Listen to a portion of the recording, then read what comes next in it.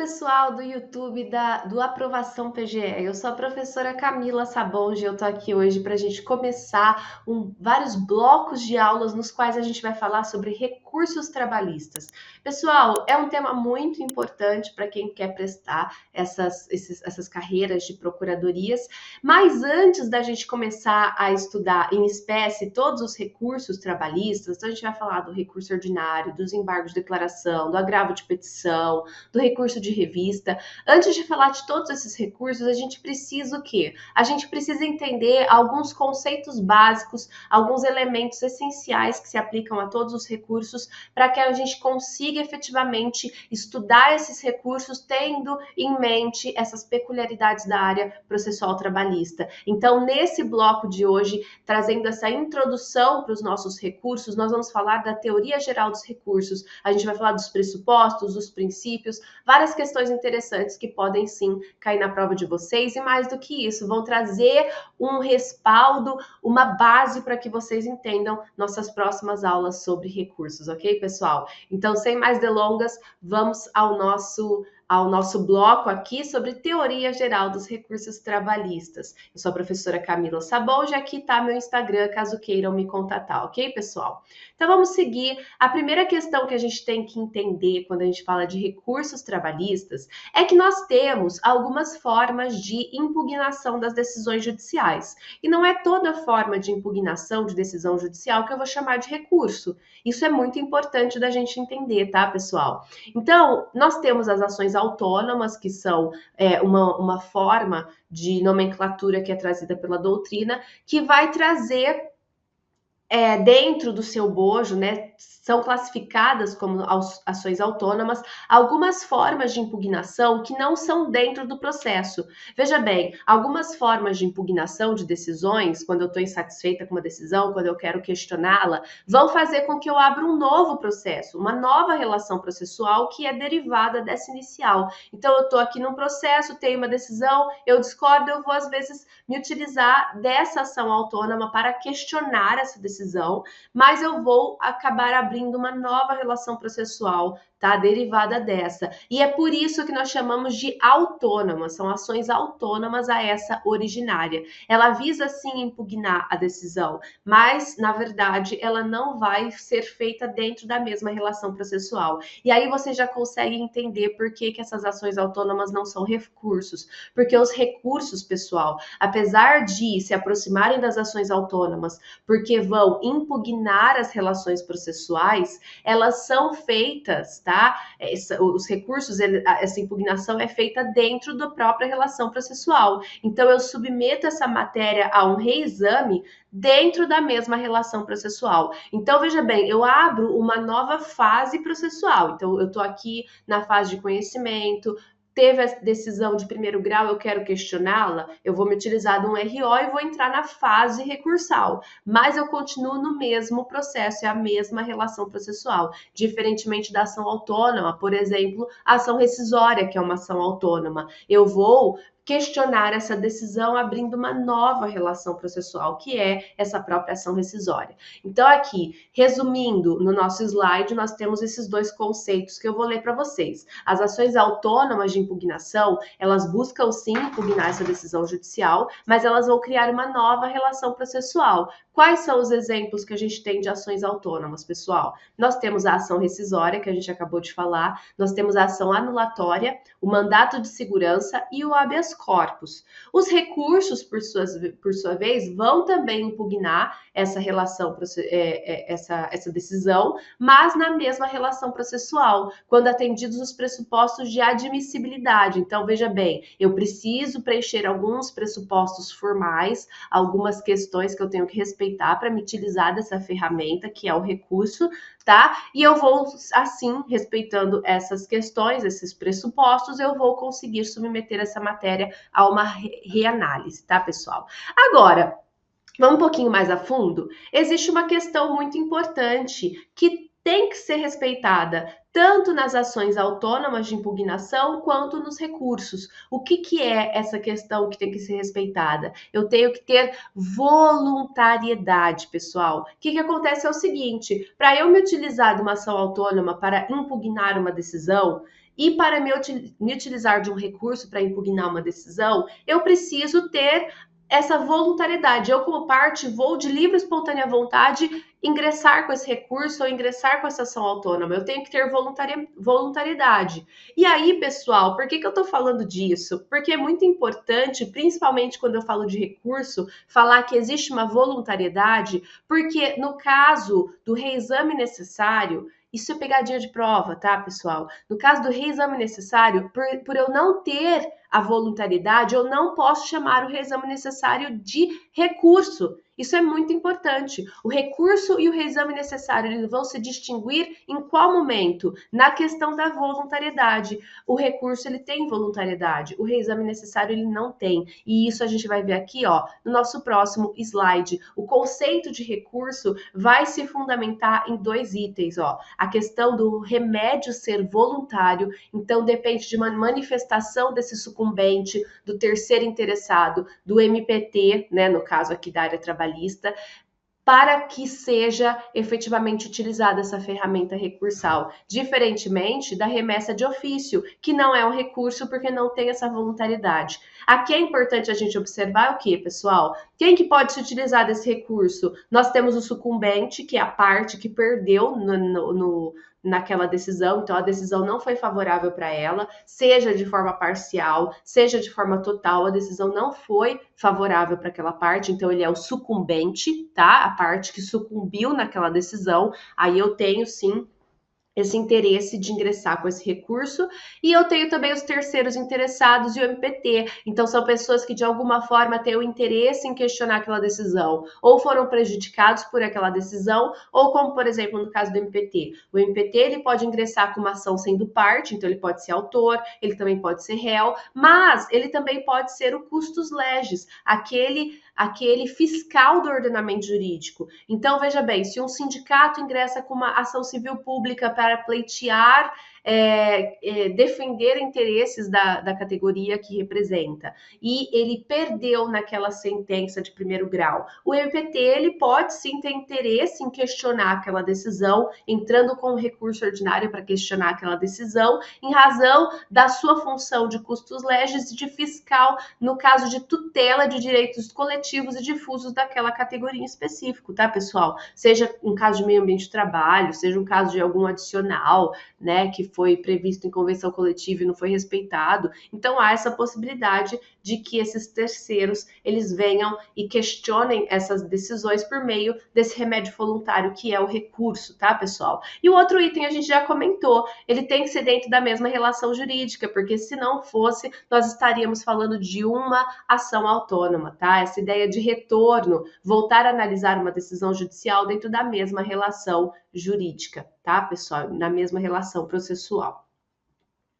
Seguindo aqui, nós temos os pressupostos de admissibilidade recursal, pessoal. Aqui nós estamos falando de algumas questões formais que têm que ser respeitadas para que eu tenha efetivamente a análise do mérito do meu recurso. Então, antes de analisar o mérito do meu recurso, eu tenho que entender se aquele recurso, ele realmente é cabível, por exemplo. Ele é cabível daquela decisão? Eu olho aquela decisão e eu consigo entender se aquele remédio processual, ele é o meio mais adequado, é o mais cabível para que a finalidade da parte, quando questiona essa decisão, seja efetivamente satisfeita. Então, veja bem, quando eu estou querendo reformar uma decisão, eu estou querendo que ela seja reanalisada no seu mérito, eu vou me utilizar do quê? Eu vou me utilizar do recurso ordinário, se for uma decisão de primeiro grau. Então, eu estou falando aqui do cabimento daquele recurso, eu estou falando qual é o meio mais cabível para que eu veja reformada ou reanalisada aquela decisão. Então, eu não vou, por exemplo, me utilizar de um embargo de declaração que visa suprimir um erro, uma omissão, tá? Uma contradição, porque nesse caso o cabimento ele não é adequado. Então é muito importante a gente falar dos pressupostos intrínsecos, que são aqueles relacionados com a própria decisão e a relação dessa decisão com o recurso, para que eu entenda se aquela ferramenta recursal ela é a mais adequada. Então, não só eu tenho que olhar se ela é cabível, eu tenho que olhar se a parte é legítima para ingressar com aquele recurso. Então, a legitimidade da parte também é um pressuposto intrínseco, tá? A parte, ela pode ingressar com esse recurso, e mais do que isso, a parte podendo, ela sendo legítima para ingressar com aquele recurso, ela tem interesse em recorrer? Então, veja bem, se aquela parte, ela não sucumbiu em nada naquela decisão, ela não tem interesse em recorrer. Então, isso é tudo analisado como pressuposto intrínseco antes de eu ingressar no mérito efetivamente do recurso, que vai ser o momento no qual eu vou olhar todos os argumentos materiais que são utilizados para a parte para que seja reformada aquela decisão, tá, pessoal? E eu também tenho alguns pressupostos extrínsecos. Os pressupostos extrínsecos são todos fatos externos àquela decisão. Não tem relação efetivamente da decisão com o recurso, mas tem relação com algumas questões formais que devem ser respeitadas, como, por exemplo, a própria tempestividade, o prazo do recurso. É importante que exista um prazo para o recurso ser interposto para a gente conseguir efetivamente andar com aquele processo. Se eu pudesse entrar com o recurso em qualquer prazo, então, acordei hoje, depois de um ano, e decidi que eu vou recorrer dessa decisão. Pessoal, não, né? A gente tem que ter um mínimo de segurança, um mínimo de previsibilidade no processo, para que esse processo ande, para que as partes consigam entender qual é o próximo passo, né? Para que a decisão ela consiga transitar em julgado se o prazo não foi respeitado. Então, tudo isso é importante para a gente conseguir trazer celeridade, segurança jurídica. Então, mais do que isso, mais do que a tempestividade, eu tenho também a questão da representação como um pressuposto extrínseco, que é a questão da regularidade, né, da representação do advogado, né? Nós temos a questão do preparo, o preparo que é formado por custas e depósito recursal, tá? Que a gente também vai estudar aqui no nosso bloco. A questão da regularidade formal, a inexistência de fato impeditivo ou extintivo do poder de recorrer. Então, veja bem, eu dei ciência daquela sentença, então eu me manifestei anuindo aquela sentença e depois eu decido que não, eu quero recorrer. Pessoal, são fatos, são ações da parte que são contraditórias. Então, se eu anuí aquela sentença, se eu concordei, ou às vezes eu nem fiz essa ciência expressa, mas eu comecei a cumprir aquela decisão, eu estou, na verdade, indicando que eu concordo com ela. Então, aí, o que vai acontecer? Eu vou ter um fato impeditivo, tá? De que eu possa recorrer posteriormente, tá? Porque são ações contraditórias que a parte está apresentando dentro do processo, ok, pessoal? Aqui, antes de passar, né, também temos a questão dos dois juízos de admissibilidade. Isso daqui é muito importante, porque quem vem da área do direito civil, às vezes não consegue entender que isso acontece aqui na área trabalhista. O que acontece, pessoal, é que nós temos dois juízos de admissibilidade desses pressupostos. O juízo ACO, que é aquele que vai receber a peça, mas é de quem eu estou recorrendo, ele vai fazer uma primeira análise dos pressupostos e depois ele vai mandar para o juízo aquém. O juiz aquém é quem vai receber esse recurso e vai analisar esse recurso. Então, vamos utilizar um exemplo, o recurso ordinário. O recurso ordinário, eu estou recorrendo de uma decisão de primeiro grau. Então, vamos pensar aqui a vara de Ribeirão Preto, a primeira vara de Ribeirão Preto. A primeira vara de Ribeirão Preto prolatou uma sentença de primeiro grau. Eu quero recorrer dessa sentença. Eu vou apresentar o meu recurso ordinário para o juízo de primeiro grau, então a primeira vara de Ribeirão Preto, que vai fazer uma primeira análise dos pressupostos recursais e depois disso eu vou mandar lá para o segundo grau, tá? Então o próprio juízo aqui manda para o segundo grau, então manda para o tribunal, tá? Que vai ser o meu juízo a quem eu estou recorrendo, e aí ele vai fazer uma segunda análise dos pressupostos recursais. Isso daqui é importante porque isso muitas vezes causa confusão de quem vem de outras áreas e não entende por que tem essas duas análises de admissibilidade e uma, na verdade, não vai vincular a outra, tá, pessoal? O pessoal lá do tribunal não vai se vincular à análise que foi feita aqui originariamente. Mas essa análise originária, né, desses pressupostos recursais, ela é importante por quê? Porque depois que analisa se tem os pressupostos, abre prazo para as contrarrazões. Então, a parte contrária vai ser intimada, tá?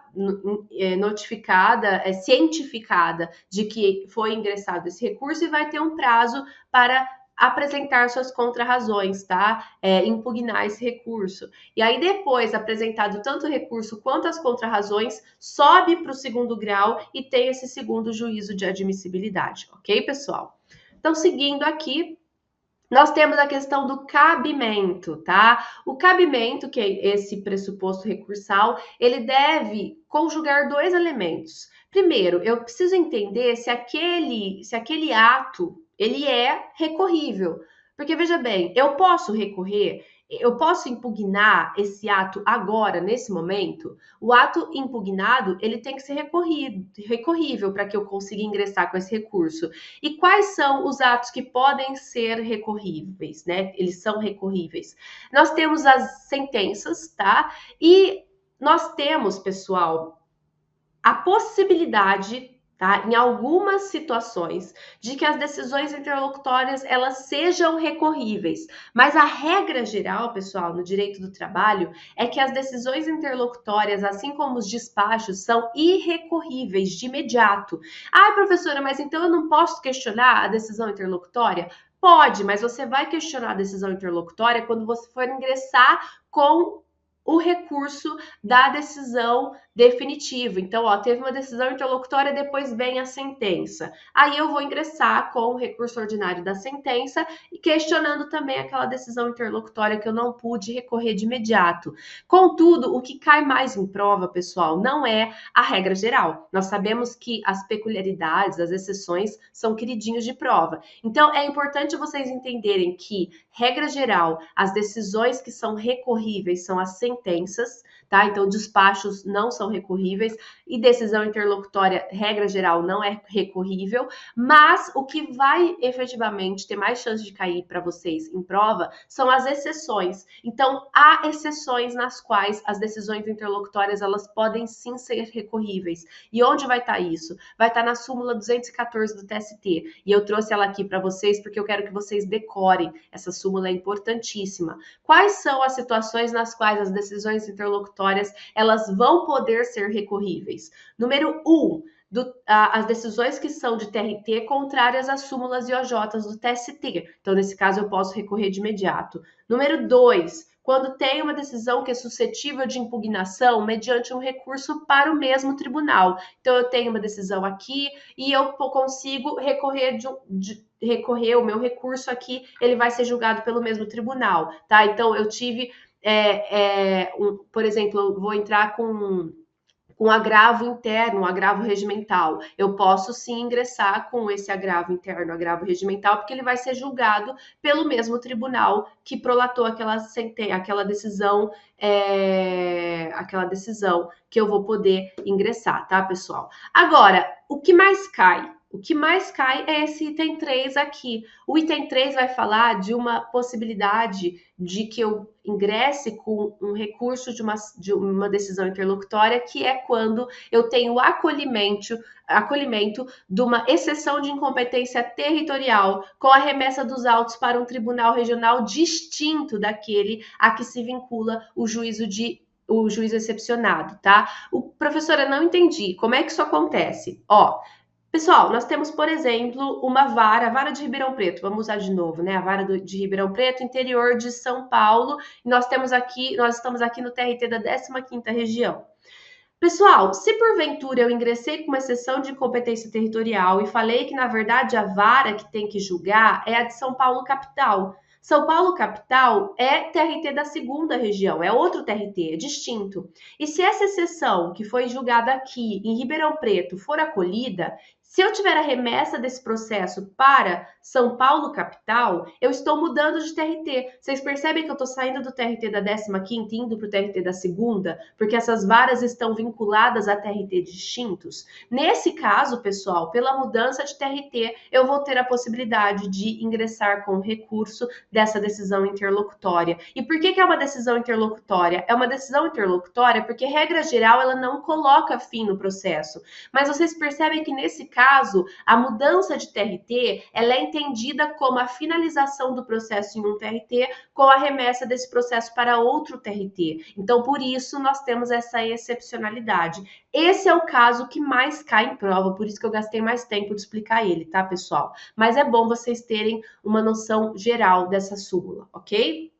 Seguindo, nós temos também a questão da adequação. O recurso ele tem que ser adequado à decisão que se busca impugnar, tá? E o que eu quero dizer com isso? Eu quero dizer, pessoal, que nós temos alguns princípios que devem ser analisados aqui. Como, por exemplo, o fato de nós termos o princípio da taxatividade. Nós só podemos usar os recursos que estão previstos em lei. Então, eu preciso analisar os recursos que estão previstos em lei e tenho que utilizar o cabível para o meu caso. Então, primeiro ponto, eu não posso inventar um recurso, eu tenho que utilizar os que estão previstos em lei. Mas o segundo ponto é o mais importante que eu trouxe aqui no nosso slide, que é a questão da unirrecorribilidade. Nós temos só um remédio recursal para cada situação. Então, eu só tenho a possibilidade de utilizar um remédio para um caso específico. Então, eu tenho que saber quais são os cabimentos de cada recurso e entender qual é o recurso que é cabível para aquela finalidade específica, para aquele questionamento específico que eu estou fazendo. Ah, mas professora, e se porventura tiver uma dúvida?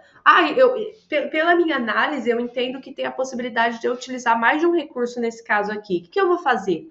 Nesse caso, pessoal, ao longo do ordenamento jurídico, nós temos algumas situações nas quais eu posso me utilizar do princípio da fungibilidade. O princípio da fungibilidade é aquele que vai falar assim: em algumas situações nas quais eu tenho uma dúvida objetiva, e veja bem, dúvida objetiva significa assim: o ordenamento jurídico, a doutrina entende que aquela dúvida ela é coerente, ela existe efetivamente. Não é tipo assim, ai, professor, eu estudei pouco e eu não tinha conhecimento técnico para saber qual era o recurso que era cabível, eu entrei com o errado e agora? Alguém vai me salvar aplicando o princípio da fungibilidade? Isso não é dúvida objetiva, isso é dúvida subjetiva, vem do sujeito. A dúvida objetiva ela vem da doutrina, vem inclusive de algumas súmulas que acolhem essa fungibilidade, vem da própria entendimento jurisprudencial, tá, pessoal? Então, em alguns casos específicos, a gente vai poder sim se utilizar dessa conversão de um recurso em outro, que é feita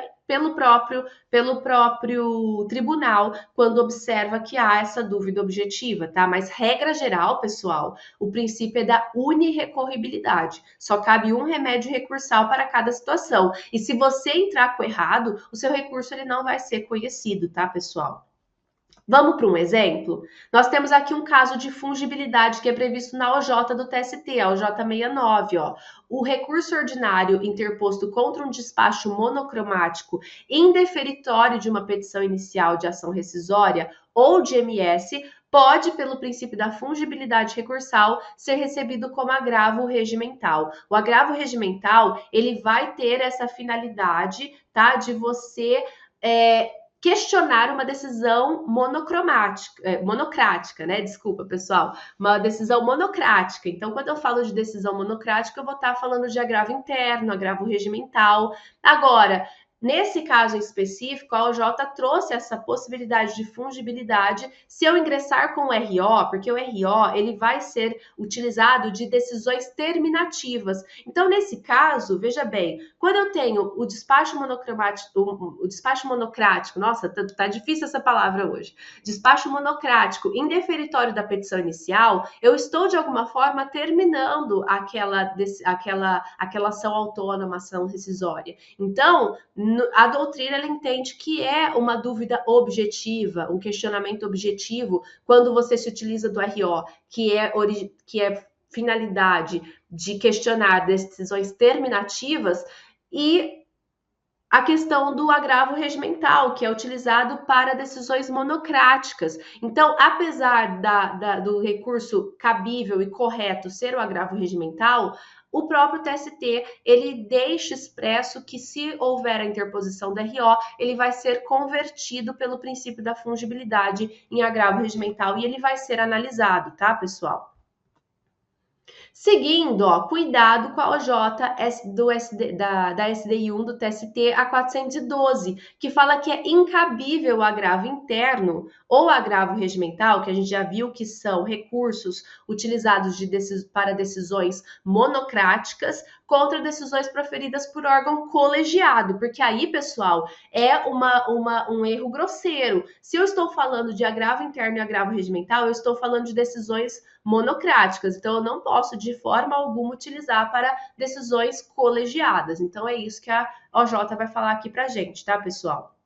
Professora, você está falando aí de cabimento de recursos, eu não sei muito bem esses cabimentos. Pessoal, eu tento utilizar alguns exemplos para quem já tem uma pequena base entender do que a gente está falando aqui. Mas se vocês não têm essa base de processo de trabalho e não sabem de quais esses recursos que eu estou falando, desses cabimentos, não se preocupem. Aqui a gente está falando de teoria geral. Então, eu vou me utilizar de alguns exemplos, mas a gente vai aprofundar nesses recursos que eu vou citando ao longo da aula nas nossas próximas aulas. A gente vai ter uma aula específica para falar de recurso ordinário, uma aula específica para falar de embargo de declaração. Então, você que não tem essa base, não se preocupem que essas aulas mais pormenorizadas dos recursos vão chegar para vocês, ok?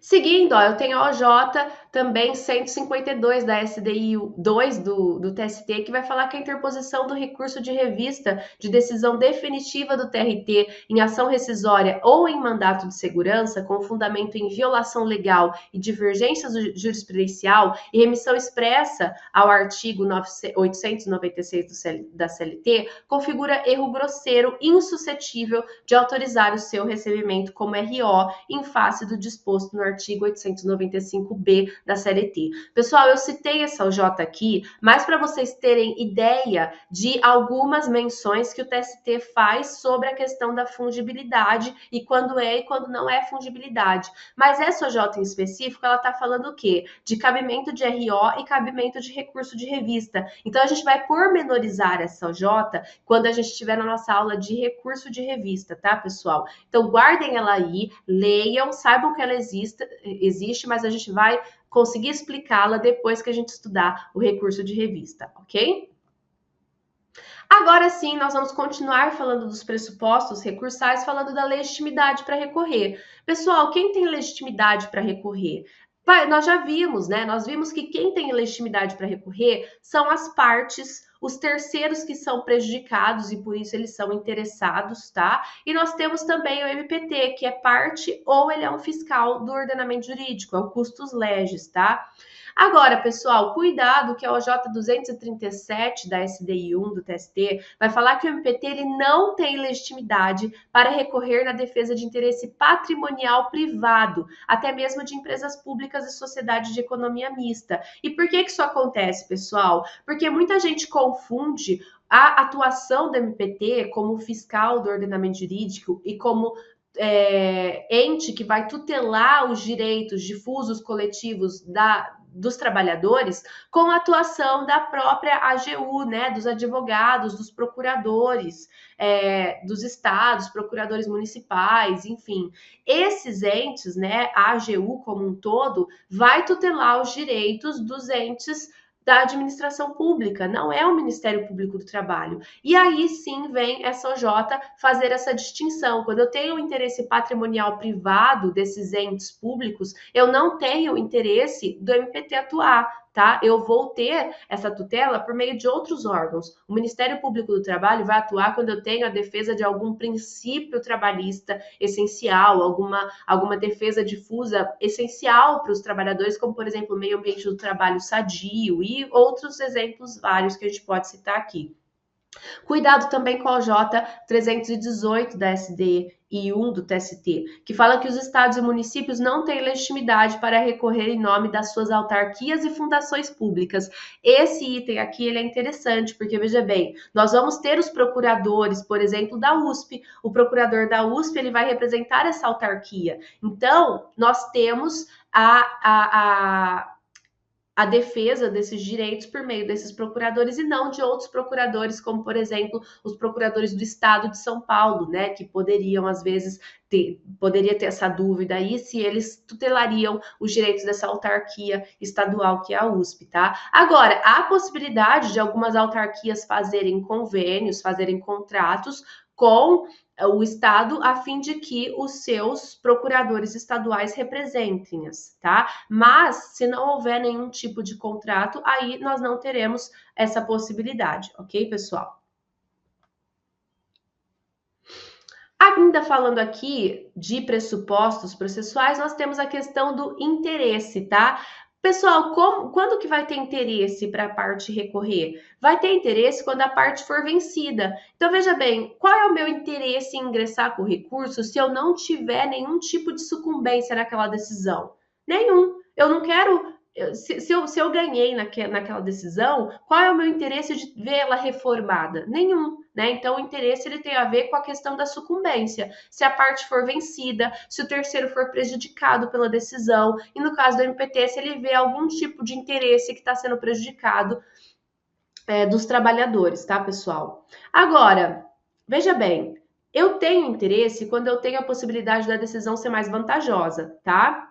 A decisão ela vai ser mais vantajosa quando eu tiver alguma mínima possibilidade de ver uma reforma naquela decisão que me beneficie. Então, eu não preciso ter uma sucumbência total, perdi tudo dos meus pleitos para que eu tenha um interesse em recorrer. Eu posso, às vezes, ter uma sucumbência parcial. Então, eu perdi um pedido em si, o resto eu ganhei. Eu vou ter interesse em recorrer daquele pedido em específico, tá, pessoal?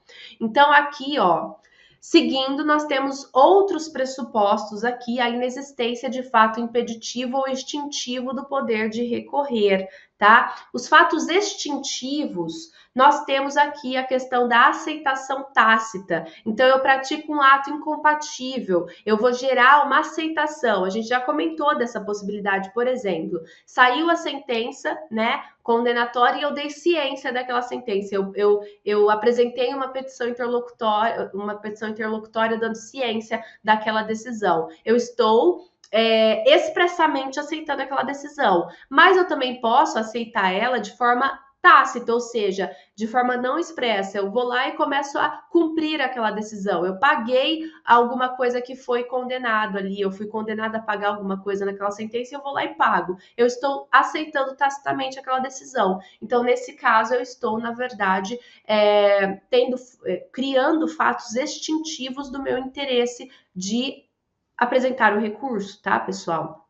Agora, eu também tenho a renúncia. A renúncia é quando a parte vai abrir mão desse direito de recorrer. Ela vai, na verdade, fazer isso de forma expressa. Nós temos, por exemplo, os acordos que acontecem em audiência, no qual as partes, elas expressamente colocam ali que elas estão abrindo mão do direito de recorrer, né? Na homologação de acordos extrajudiciais também isso é comum. As partes colocam ali no item do acordo essa questão de abrir mão desse direito de eventualmente recorrer daquela homologação, daquele acordo, tá, pessoal?